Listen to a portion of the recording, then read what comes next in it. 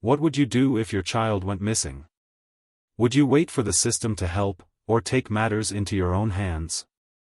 Prisoners isn't just a crime thriller. It's a deep, disturbing look at morality, obsession, and how far a person can go when pushed to the edge. Let's break this one down.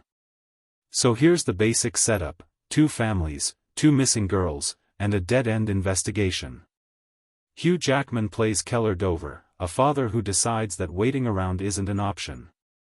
Jake Gyllenhaal is Detective Loki, the cop trying to crack the case while everything around him spirals out of control. But Prisoners goes way beyond the typical "find the kidnapper" plot. It asks bigger, scarier questions, like, what is justice? And what happens when you stop believing in it? Keller's journey is basically a slow-motion breakdown. He's a prepper, a protector, a guy who believes in being ready for anything. But when the worst happens, and the police release their only suspect, he snaps. He kidnaps Alex, a mentally challenged man who might have been involved, or might have just been in the wrong place. And here's the thing. You get why he does it. You don't agree with it, but you understand it. That's the brilliance of this movie. Keller's actions are horrifying, but you feel his desperation. You ask yourself, if I thought this guy knew where my kid was, what would I do?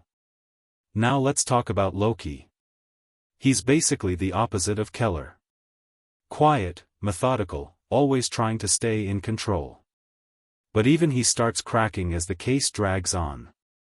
Watch how often he blinks or clenches his jaw. It's like he's trying to keep it together but just barely holding on. And what's cool is that while Keller dives into chaos, Loki clings to procedure. But both of them are trapped, not just in the case, but in their own way of thinking. Keller in rage, Loki in rules. One of the most haunting parts of Prisoners is the maze imagery. It's everywhere: drawings, necklaces, tattoos. But it's more than just a creepy symbol. The maze represents how all these characters are trapped. Not just the kids, but everyone. Keller's trapped by guilt and rage. Loki's trapped in the system. Even the villain, Holly, is trapped in grief over losing her child years ago. And then you've got Bob Taylor, a guy who was kidnapped as a kid and is now totally broken, obsessively drawing mazes, reliving his trauma. The message is clear: pain doesn't disappear. It just mutates. And sometimes, it infects everyone.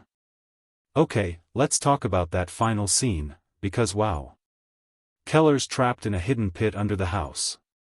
Loki's walking away when he hears a faint whistle, and just as he turns back, cut to black. So, what happened? Did he find Keller? Or did he ignore it? Honestly, it doesn't matter. The point isn't the answer, it's that Prisoners leaves you stuck in that same uncertainty. Just like the characters, you're left in the dark, hoping someone heard the whistle. At its core, Prisoners is about the human cost of trauma.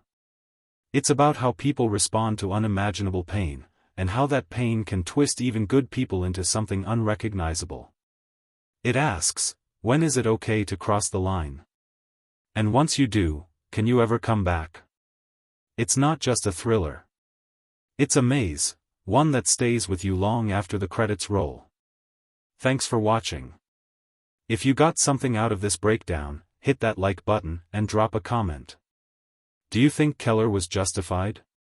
Or did he become the thing he was fighting against? Make sure to subscribe for more movie deep dives, only here on Picture Mavericks.